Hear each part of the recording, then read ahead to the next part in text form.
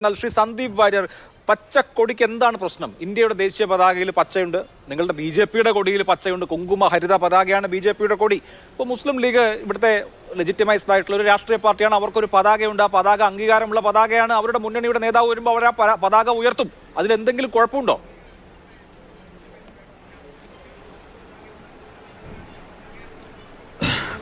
പച്ച നിറത്തിന് പ്രശ്നമൊന്നുമില്ല.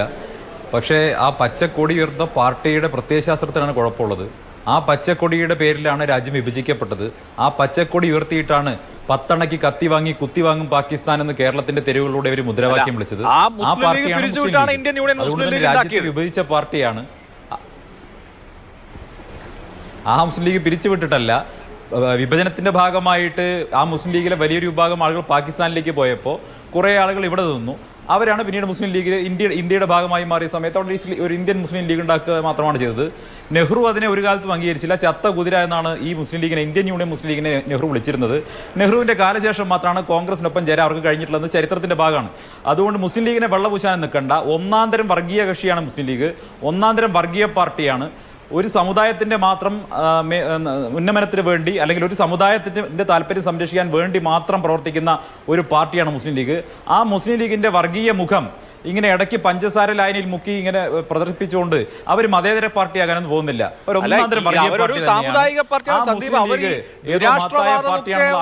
കാലത്ത് ഇന്ത്യ ചരിത്രത്തിൽ നിങ്ങൾ അവർക്കൊപ്പമായിരുന്നു. ഇപ്പോഴാണല്ലോ അവര് സാമുദായിക പാർട്ടി, വർഗീയ പാർട്ടിയൊക്കെ ആവുന്നത്. ഞങ്ങളായിരുന്നില്ല അവർക്കൊപ്പം. ഒറിജിനൽ മുസ്ലിം ലീഗിന്റെ കൂടെ ഭരിച്ച ആളുകളാണ് ഹിന്ദു മഹാസഭ. ഞങ്ങൾ അവർക്കൊപ്പം ആയിരുന്നില്ല. ഞങ്ങൾ എങ്ങനെ അവർക്കൊപ്പാവുന്നത്? നിങ്ങൾ അവർക്കൊപ്പമായിരുന്നു. എങ്ങനെ ഞങ്ങളാവുന്നത്? ഹിന്ദു മഹാസഭയുടെ നേതാവായിരുന്നു ശ്യാമപ്രസാദ് മുഖർജിയാണല്ലോ ജനസംഘം സ്ഥാപിച്ചത്. ആ ജനസംഘമാണല്ലോ BJP ആയത്. ഹിന്ദു മഹാസഭയുടെ അഖിലേന്ത്യാ പ്രസിഡന്റ് ആയിരുന്ന സോമ ചാറ്റർജി അച്ഛനാണല്ലോ പിന്നീട് CPM-ന്റെ MP ആയി മാറിയത്. അദ്ദേഹമാണല്ലോ കമ്മ്യൂണിസ്റ്റ് പാർട്ടിക്ക് വേണ്ടി കേസുകൾ വായിച്ചിരുന്നത്. അദ്ദേഹത്തിന്റെ കാലഘട്ടത്തിലാണല്ലോ ഗാന്ധിയെ വെടിവെച്ചു വന്നത്. ആ നറേറ്റീവ് എന്താ അങ്ങനെ അഭിലാഷ് പറയാത്ത എന്താ? അല്ലെ, ശ്യാമപ്രസാദ് മുഖർജിയെ തള്ളിപ്പറയോ? ശരി, ശ്യാമപ്രസാദ് മുട്ടിപ്പോയോ? അല്ല, അത് CPM പറഞ്ഞാൽ പോരെ, ഞാൻ എന്തിനാ പറയേണ്ടത്? ശ്യാമപ്രസാദ് മുഖർജിയെ തള്ളിപ്പറയോ? എന്തിനാ ഞാൻ തള്ളി പറയുന്നത്? 1940-ലാണ് മുസ്ലിം ലീഗ് പാകിസ്ഥാൻ പ്രമേയം പാസ്സാക്കുന്നത്. നിലപാടല്ല ഞങ്ങളുടെ നിലപാട്. ഞങ്ങളുടെ നിലപാട് പാകിസ്ഥാൻ പ്രമേയം മൗലാന ഫസലുൽ ഹക്ക് പ്രഖ്യാപിക്കുന്നത് 1940-ലാണ്. അത് കഴിഞ്ഞ് അതേ മൗലാന ഫസലുൽ ഹക്കിന്റെ മന്ത്രിസഭയിൽ ധനമന്ത്രിയായിരുന്ന, ഡെപ്യൂട്ടി ആയിരുന്ന ആളാണ് ശ്യാമപ്രസാദ് മുഖർജി. ക്വിറ്റ് ഇന്ത്യ സമരം നടക്കുമ്പോൾ മൗലാന ഫസലുൽ ഹക്ക് ബംഗാളിന്റെ മുഖ്യമന്ത്രിയാണ്, പ്രധാനമന്ത്രിയാണ്. അദ്ദേഹത്തിന്റെ ഡെപ്യൂട്ടി ആയിരുന്നു നിങ്ങളുടെ നേതാവ് ശ്യാമപ്രസാദ് മുഖർജി. അപ്പൊ മുസ്ലിം ലീഗിന്റെ കൂടെ ഭരിക്കുക മാത്രമല്ല, ആ സമയത്ത് ക്വിറ്റ് ഇന്ത്യ സമരം നടക്കുമ്പോൾ ഇതിനെ അടിച്ചമർത്തണമെന്ന് പ്രഖ്യാപിച്ച ശ്യാമപ്രസാദ് മുഖർജി. അങ്ങനെയാണെങ്കിൽ താങ്കൾ തള്ളിപ്പറയണ്ടേ, ഈ പാകിസ്ഥാൻ വാദികളുടെ കൂടെ പാകിസ്ഥാൻ വേണമെന്ന് പ്രമേയം പാസാക്കി അതേ ആളുടെ ഡെപ്യൂട്ടിയായി ഭരിച്ച ആളല്ലേ ശ്യാമപ്രസാദ് മുഖർജി? ഞാൻ ശ്യാമപ്രസാദ് മുഖർജിയുടെ അദ്ദേഹത്തിന്റെ മുൻപ് അദ്ദേഹം പ്രവർത്തിച്ചിരുന്ന രാഷ്ട്രീയ പ്രസ്ഥാനത്തിന്റെയോ അവരുടെ നിലപാടുകളുടെ അടിസ്ഥാനത്തിലല്ല ഞാൻ പ്രതികരിക്കുന്നത് ഞങ്ങളുടെ സംഘടനയുടെ നിലപാടിന്റെ അടിസ്ഥാനത്തിലാണ്.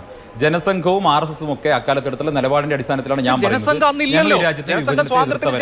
രാജ്യത്തിന്റെ വിഭജനം നടക്കരുത് എന്ന് ആഗ്രഹിച്ചവരാണ്. 1. 2, അഭിലാഷ് ഞാനൊന്ന് പൂർത്തിയാക്കട്ടെ അഭിലാഷ്, എന്നിട്ട് അഭിലാഷിന്റെ ജ്ഞാനം വിളമ്പ്. ഞാനൊന്ന് പറയട്ടെ. മുസ്ലിം ലീഗിന്റെ വിഭജന പ്രമേയത്തെ അനുകൂലിച്ചുകൊണ്ട് 42-ൽ പ്രമേയം പാസാക്കിയത് കമ്മ്യൂണിസ്റ്റ് പാർട്ടിയുടെ കേന്ദ്ര കമ്മിറ്റിയാണ്. ദുരാഷ്ട്രവാദത്തിന്റെ മുസ്ലിം ലീഗിന്റെ വിഭജന പ്രമേയത്തെ അംഗീകരിച്ചുകൊണ്ട് പ്രമേയം പാസാക്കിയ പാർട്ടിയുടെ പേര് കമ്മ്യൂണിസ്റ്റ് പാർട്ടി എന്നുള്ളതാണ്. കമ്മ്യൂണിസ്റ്റ് പാർട്ടിയാണ് വിഭജനത്തിന് അനുകൂലമായി നിന്നുള്ളത്, വിഭജനത്തിനെതിരായിട്ടല്ല എന്നുള്ളത്. അത് മാത്രമല്ല, രാജ്യത്തിന്റെ അഖണ്ഡതയ്ക്ക് എതിരായിട്ടുള്ള നിലപാടാണ് EMS നമ്പൂതിരിപ്പാട് അടക്കമുള്ളവർ സ്വീകരിച്ചത്. അദ്ദേഹത്തിന്റെ തന്നെ ലേഖനങ്ങളിലൂടെ അത് വ്യക്തമായിട്ടുള്ള കാര്യമാണ്. ഇനി ഒരു കാര്യം കൂടി പറയാം.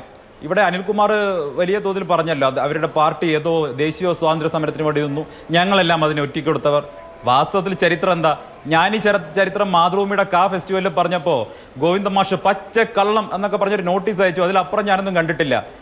ബ്രിട്ടീഷുകാരുടെ പണവും വാങ്ങി 5 പ്രസിദ്ധീകരണങ്ങളാണ് നിങ്ങൾ ഒരുമിച്ച് തുടങ്ങിയത്.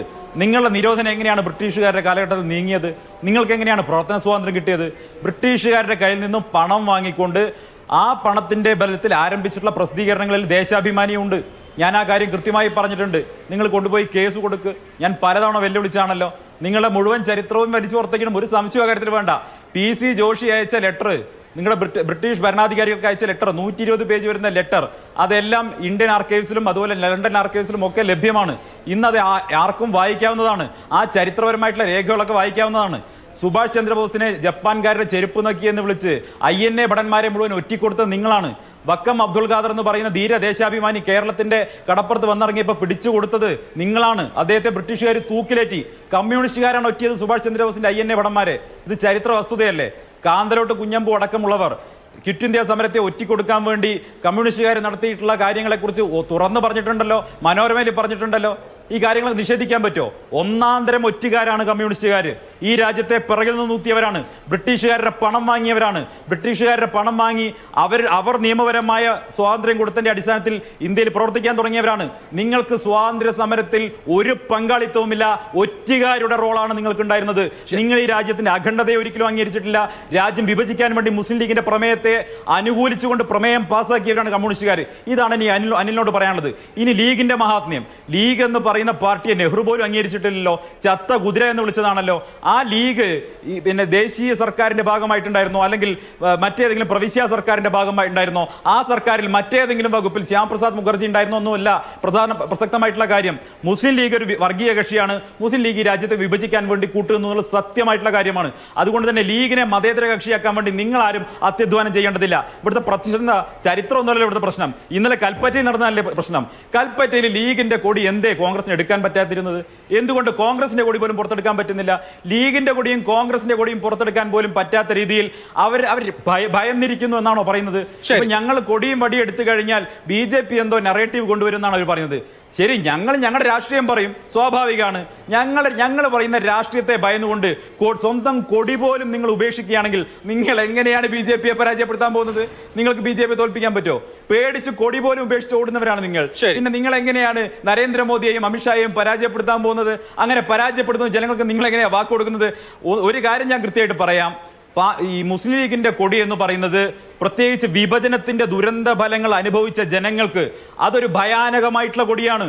ഒരുപക്ഷെ കേരളം ഈ വിഭജനത്തിന്റെ ദുരന്ത ഫലം അനുഭവിക്കാത്തതുകൊണ്ട് മുസ്ലിം ലീഗിന്റെ ഈ പുറമേക്കുള്ള മതേതര നാടകത്തിലൊക്കെ വീണിട്ടുണ്ടാകാം. പക്ഷേ ഉത്തരേന്ത്യക്കാർക്ക് വിഭജനത്തിന്റെ ദുരന്ത ഫലം അനുഭവിച്ചവർക്ക് ലക്ഷക്കണക്കിന് ഹിന്ദുക്കളുടെയും സിഖുകാരുടെയും ശവശരീരം ട്രെയിനുകളിൽ വന്ന് ഏറ്റുവാങ്ങേണ്ടി വന്ന ഒരു ജനതയ്ക്ക് മുസ്ലിം ലീഗ് എന്ന് പറയുന്നത് ഒരു തീവ്ര വർഗീയ കക്ഷിയാണ്. അതൊരു ഭീകരമായ സ്വപ്നമാണ്, ഭീകരമായ അവരുടെ ചരിത്രത്തിലെ യാഥാർത്ഥ്യമാണ്. അതുകൊണ്ട് ഒരിക്കലും ഈ കോൺഗ്രസ് ലീഗിനൊപ്പം ചേരുന്നത് അവിടെയുള്ള കോൺഗ്രസ്സുകാർക്ക് പോലും അംഗീകരിക്കാൻ പറ്റില്ല. കേരളത്തിൽ ഈ പരിപാടി നടക്കുന്നത് ഇത്രയും കാലം അറിഞ്ഞിരുന്നില്ല.